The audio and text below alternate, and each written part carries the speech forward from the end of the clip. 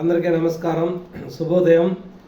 ఈరోజు ప్రధాన దినపత్రికలను వార్తలుగా విశ్లేషించినట్లయితే, ప్రధానంగా ఈనాడు తీసుకున్నట్లయితే, ఆదాన్ డిస్టిలరీస్ వెనక మిథున్ రెడ్డి, రాజ్ కసిరెడ్డి సజ్జల శ్రీధర్ రెడ్డితో కలిసి నా దగ్గరకు వచ్చారు.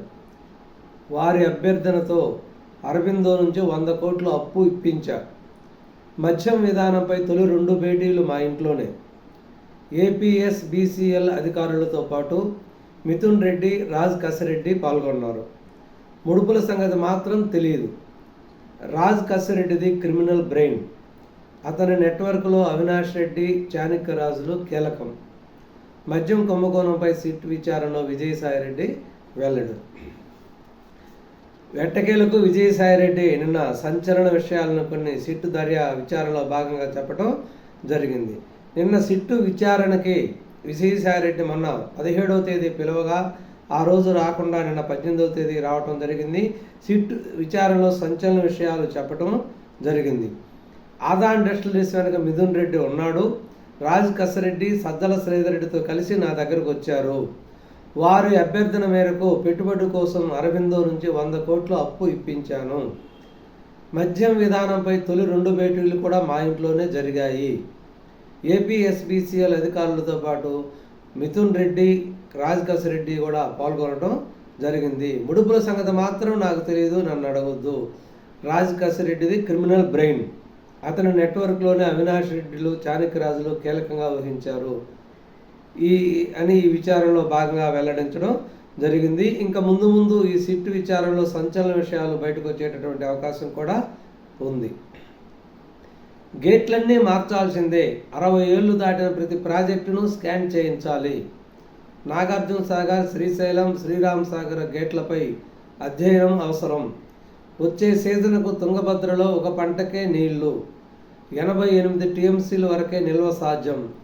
4 రోజుల కిందటే తుంగభద్ర బోర్డుకు నివేదిక ఇచ్చా. ఈపీసీ విధానంలో లాభాలపైన ప్రభుత్వాలు, గుత్తేదారులు దృష్టి. ఈనాడు ఈటీవీతో ప్రాజెక్టుల మెకానికల్ నిపుణుడు, ఏపీ ప్రభుత్వ సలహాదారుడు కన్నయ్య నాయుడు మన తుంగభద్ర గేటు హఠాత్తుగా ఒకటి ఇరిగి కొట్టుకొని పోవడంతో అతని అనుభవాన్ని రంగరించి ఇటువంటి తలుపులు ఎత్తి నీళ్లు బయటకు పంపించకుండానే తుంగభద్ర గేటు నీళ్లు పోతున్నప్పుడే బిగించడం కూడా జరిగింది. అటువంటి అనుభవజ్ఞుడు, సీనియర్ అయినటువంటి కన్నయ్య నాయుడిని ఆంధ్రప్రదేశ్ ప్రభుత్వ సలహాదారుగా నియమించడం జరిగింది. మంచి మెకానికల్ నిపుణుడు. ఇతను మళ్ళీ తుంగభద్ర గురించి, అనేక డ్యాముల గురించి ఒక నివేదిక ప్రభుత్వానికి అందజేశాడు. అన్ని డ్యాముల యొక్క గేట్లు అంటే 60 ఏళ్లు దాటిన ప్రతి ప్రాజెక్టు యొక్క గేట్లన్నీ కూడా మార్చాలి. ఈ సంవత్సరం తుంగభద్రలో ఒక పంటకే నీళ్ళు ఇవ్వడానికి వీలవుతుంది.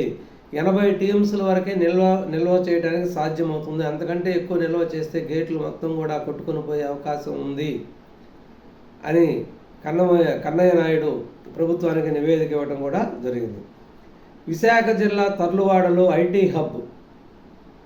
ప్రభుత్వ ఆదేశాలతో సర్వే పూర్తి. 200 ఎకరాల గుర్తింపు. ఇదే భూములపై గతంలో విజయసాయిరెడ్డి కన్ను. విశాఖ జిల్లాలో విశాఖ సమీపంలో ఉండే తర్లుపాడులో ఐటీ హబ్ ఏర్పడడానికి అనుకూలంగా ప్రభుత్వ భూములు ఏమేమి ఉన్నాయో సర్వే చేయడం జరిగింది. అందులో 200 ఎకరాలను గుర్తించడం జరిగింది. గతంలో వీటి మీద విజయసాయిరెడ్డి కూడా కన్ను పడింది. మళ్ళీ కానీ ప్రభుత్వం వచ్చేటువంటి ఇటువంటి భూములన్నీ కూడా ఎప్పుడో కొట్టేసేవాళ్ళు. కాబట్టి ప్రభుత్వం మారడంతో ఆంధ్రప్రదేశ్ ప్రజలు ఊపిరి పీల్చుకోవడం కూడా జరిగింది.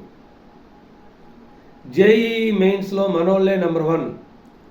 అజయ్ రెడ్డి, బనిబ్రతలకు ప్రథమ ర్యాంకు. 24 మందికి 100%. అందులో తెలంగాణ నుంచి 3, ఏపీ నుంచి 1. అర్ధరాత్రి ర్యాంకులు వెల్లడి. జేఈఈ మెయిన్ రిజల్ట్స్ రావడం జరిగింది. అందులో మనోళ్ళే నెంబర్ 1 స్థానంలో నిలవడం కూడా జరిగింది. ఎస్సీ వర్గీకరణ అమలుకు మార్గదర్శకాలు జారీ చేసిన ప్రభుత్వం. 3 కేటగిరీల్లో కూడా మహిళలకు 33.5% రిజర్వేషన్. 33.1/3% రిజర్వేషను. అంటే ఎస్సీ వర్గీకరణలో 3 కేటగిరీలుగా విభజించారు.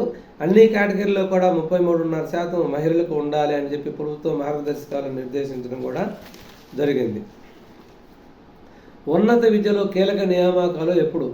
ట్రిపుల్ ఐటీల డైరెక్టర్లు వీసీ రాజీనామా చేసినా లభించని ఆమోదం, కొలిక్కి రాని 6 యూనివర్సిటీల వీసీల ఎంపిక, అధ్యాపక పోస్టుల భర్తీ ప్రక్రియలోనూ జాప్యమే. ప్రభుత్వం వీలైనంత త్వరగా ఉన్నత విద్యలో అనేక కీలక నియామకాలని చేపట్టాలి.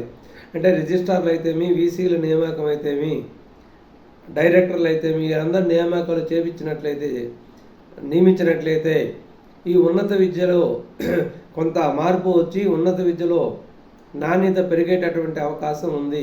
వీసీలు రాజీనామా చేసినప్పటికీ ప్రభుత్వం మారి దాదాపు సంవత్సరమైనప్పటికీ కూడా ప్రభుత్వం ఇంకా వీటి నియామకం మీద దృష్టి పెట్టలేదు. వీలైనంత త్వరగా దృష్టి పెట్టి ఈ నియామకాలన్నీ కూడా పూర్తి చేయాలని ప్రభుత్వాన్ని కోరడం జరుగుతుంది. వచ్చే నెలలో ఐఎస్ఎస్కు భారత వ్యోమగామి పయనమవుతున్న శంభాంశు శుక్లా కేంద్ర మంత్రి జితేంద్ర సింగ్ వెల్లడి. అదేవిధంగా ఐఎస్ఎస్ నుంచి అంటే అమెరికాలో ఉండే ఒక అంతరిక్ష కేంద్రమైన అంటే అంతరిక్ష నౌకలను పంపేటటువంటి కేంద్రమైనటువంటి ఐఎస్ఎస్ అంతరిక్ష కేంద్రమైనటువంటి ఐఎస్ఎస్కు భారతదేశం నుంచి కూడా ఒక వ్యోమగామిని పంపేటటువంటి అవకాశం ఉంది అని చెప్పి పంపుతున్నామని చెప్పి కేంద్ర మంత్రి జితేంద్ర సింగ్ వెల్లడించేది. ఈ ప్రయాణం అనేది వచ్చే నెలలో జరిగేటటువంటి అవకాశం ఉంది. అదేవిధంగా ఆంధ్రజ్యోతి దినపత్రిక తీసుకున్నట్లయితే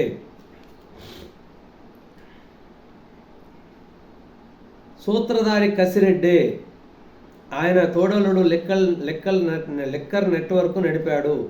స్కామ్లో బిగ్ బాస్ ఉన్నది లేనిది తెలియదు. లెక్కర్ స్కామ్కు మొత్తం సూత్రధారి కసిరెడ్డి. ఆయన తోడలుడిని ఏర్పాటు చేసుకుని అతను లెక్కర్ నెట్వర్క్ మొత్తం తోడలు ద్వారా నడిపించాడు. స్కామ్లో బిగ్ బాస్ ఉంది లేనిది తెలియదు అని చెప్పి విజయసాయిరెడ్డి గారు నిన్న విచారణలో చెప్పడం జరిగింది. ముందస్తు బెయిల్ ఇవ్వండి, అరెస్ట్ నుంచి కాపాడండి, దర్యాప్తునకు సహకరిస్తా, కోరినప్పుడు అందుబాటులో ఉంటా. హైకోర్టులో కసిరెడ్డి పిటిషన్.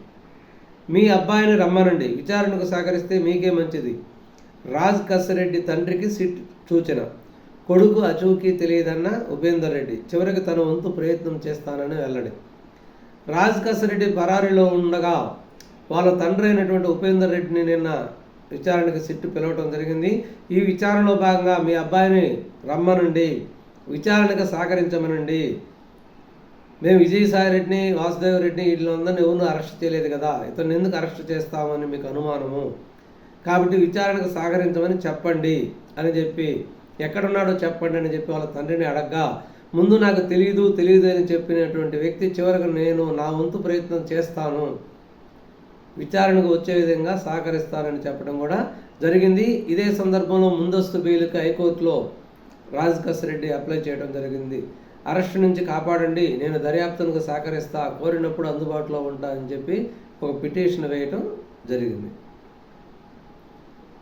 గోవిందుడు ఖజానా మరింత భద్రం, భక్తులు సమర్పించే కానుకల డిపాజిట్లపై టీటీడీ దృష్టి. స్వామి సొమ్ము భద్రతతో పాటు ఆదాయంపై కూడా జాగ్రత్తలు. 100 కోట్ల కానుకలపై పెట్టుబడులపై నిపుణుల కమిటీ. ప్రభుత్వము ప్రైవేటు డిపాజిట్ల కొనసాగింపునకు నిర్ణయం.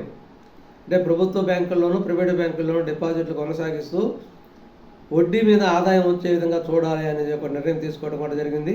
2024-25లో వడ్డీల ద్వారా మాత్రమే 1253 కోట్ల ఆదాయం రావడం జరిగింది.